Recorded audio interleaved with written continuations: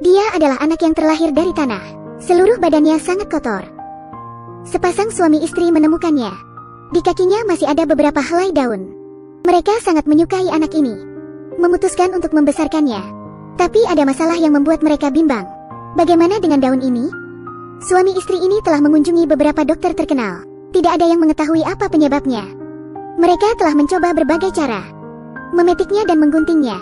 Tapi walau bagaimanapun upaya mereka memotong daunnya, semuanya sia-sia. Suami istri ini menyerah. Mereka hanya bisa memakaikannya kaos kaki yang panjang, menutupi daunnya. Dengan begitu, tidak akan dipandang aneh oleh orang lain. Ini film tahun 2012, The Odd Life of Timothy Green. Film ini mengajarkan kita banyak makna kehidupan. Anak ini setelah memakai kaos kakinya, mereka menganggapnya seperti anak normal dan menyekolahkannya. Setiap hari anak itu memakai kaos kaki panjang. Kaos kaki telah menjadi identitasnya. Ketika bermain ke rumah temannya, dia tetap memakai kaos kakinya dan bermain di kolam renang. Hal ini telah membuat temannya mencurigainya. Seorang gadis melihatnya. Dia tertarik dengan perilaku anehnya. Anak itu tak sengaja jatuh ke dalam air. Bersama kaos kaki panjangnya terjun ke dalam air. Di saat berbahaya ini, gadis itu langsung terjun ke dalam kolam. Dia menyelam dan melihatnya tak berdaya. Anak itu mengiranya akan menyelamatkannya. Tapi tak disangka, gadis itu membuka kaos kakinya. Rahasia anak ini terbongkar. Dia langsung menendangnya. Mereka kembali ke permukaan air. Anak itu tidak meminta maaf padanya. Gadis itu juga tidak pernah berbicara padanya lagi. Mereka berpisah begitu saja. Beberapa hari kemudian, gadis itu bertemu dengan anak kecil. Dia mendorong anak ini ke pohon, menyuruhnya melihat bekas lukanya. Pada awalnya dia tidak berani lihat, hingga akhirnya dia melihat bekas merahnya. Dia menyadari ternyata tubuh gadis memiliki kekurangan. Gadis berkata dia tidak pernah merasakan rendah diri. Ini bahkan tidak dirahasiakan olehnya. Saat ini, anak kecil tertarik dengan gadis di depan matanya. Percaya diri yang tinggi datang dari kekuatan diri. Anak kecil mempelajari suatu hal dari gadis ini. Sejak saat itu mereka menjadi teman baik. Mereka bermain bersama, mengendarai mobil, pulang bersama. Hari itu daun di kakinya telah gugur. Dia melihat daunnya dan merenung. Setelah pulang, dia meletakkan daun ini ke dalam amplop, kemudian mengirimkannya ke gadis itu. Ini adalah helai daun pertama di kakinya. Tetapi yang tidak diketahui oleh semua orang, jika semua daun di kakinya gugur, dia mungkin akan meninggal dunia. Tak lama kemudian, berita buruk telah tiba. Paman pria ini sudah hampir meninggal. Sebelum kepergian pamannya, mereka membawa anak itu menjenguknya. Mereka melihat pamannya di atas kasur. Setiap orang merasa sangat sedih. Mereka teringat kenangan masa lalunya. Paman merasa sangat menyesal. Setelah pasangan ini pergi, mereka membiarkan anak itu berada di samping pamannya. Kenangan mereka tidak banyak. Kebersamaan mereka adalah kenangan yang paling bahagia. Perkataan anak ini membuat paman tertawa dengan gembira. Mereka mengobrol sangat lama. Paman yang sudah lama tidak terlihat gembira seperti itu. Istri pamannya berkata seperti itu di luar kamar. Aku tak menyangka masih bisa mendengar suara tawanya. Ketika seseorang akan meninggal, tidak selalu harus sedih, mereka juga bisa gembira. Orang tuanya mempelajari suatu hal dari anak itu. Saat ini daun di kaki anaknya gugur. Dia memberikan daun ini kepada paman yang meninggal. Hari ini dia datang ke sekolah. Mereka membawa anaknya mengikuti ekskul futsal. Pelatih melihat tubuh anak ini dan berkata, anak ini terlalu kurus, tidak bisa mengikuti pertandingan. Orang tuanya tidak punya pilihan. Mereka memohon kepada pelatih untuk memberikannya kesempatan.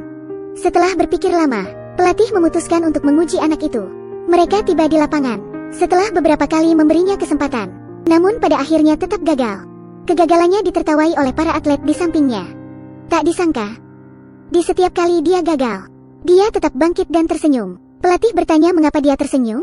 Anak itu menjawabnya, saya bisa menendang lebih baik. Karena perkataan ini, pelatih mengizinkannya mengikuti ekskul. Sesampainya di rumah, anak itu terus berlatih tanpa henti.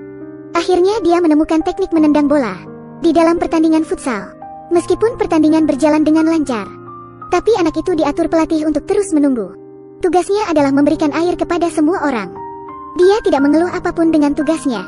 Anak kecil tidak memiliki kesempatan untuk bertanding. Hal ini membuat orang tuanya kecewa. Mereka terus meminta kesempatan ini kepada pelatih, tapi pelatih tidak menyetujuinya sama sekali. Di akhir pertandingan, ada seorang atlet yang terluka.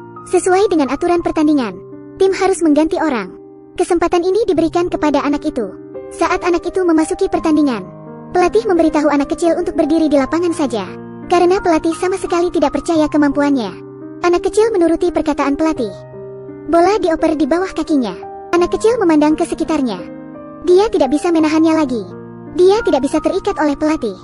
Anak kecil langsung membawa bola ke depan gawang. Kelincahannya yang tidak terkalahkan oleh anak lain membuat pelatih yang memandang rendah merasa kaget. Pelatih sadar bahwa dia meremehkan anak ini. Dia mulai berteriak mendukung anak ini.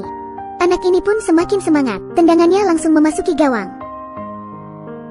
Seusai pertandingan, sehelai daun di kakinya gugur lagi. Dia memberikan daun ini kepada pelatih.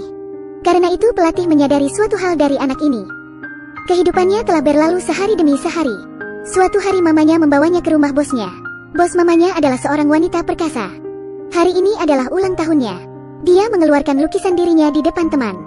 Tapi ada seseorang berkata, lukisannya sedikit mirip dengannya. Setelah mendengar perkataan itu, bosnya tiba-tiba merasa tersinggung. Perlu diketahui lukisan ini dilukis oleh pelukis terkenal. Dia mengerti bahwa anak kecil biasanya tidak berbohong. Sehingga dia bertanya pada anak, apakah lukisan itu mirip dengannya? Dengan polos dia berkata, tidak begitu mirip. Dia berkata dirinya bisa melukis lebih baik. Mendengar perkataannya, bos itu sedikit marah. Dia memutuskan untuk menyuruh anak itu melukis dirinya. Melihat apakah perkataan anak ini dapat diwujudkan. Dengan hati-hati anak ini mengambil pensil dari bos. Pertama dia melepaskan rambutnya terlebih dahulu. Kemudian mulai melukis di kertas. Ketika dia selesai lukisannya, semua orang tidak berani memberikannya kepada bos. Tapi bos merampasnya. Bos melihat dengan teliti. Anak itu menggambar sebuah kumis. Walau lukisan ini tidak sempurna, tetapi sangat berharga. Ini pertama kalinya bos melihat wajah nyatanya. Karena biasanya tidak ada yang berani berkata jujur padanya. Hanya menghibur dan memujinya. Karena kejujurannya, bos ini telah melihat hal yang berbeda. Akhirnya anak ini menempelkan daun yang gugur pada lukisannya. Dia memberitahu bos nilai tinggi dari kejujuran. Beberapa hari kemudian, anak itu mendapat sebuah kabar. Karena penjualan yang kurang baik, pabrik pensil milik ayahnya mungkin akan bangkrut. Karena itu keluarganya mungkin akan mendapat masalah ekonomi. Setelah anak itu mengetahuinya, dengan polos dia mengatakan suatu hal yang tidak bisa dijawab oleh orang tuanya.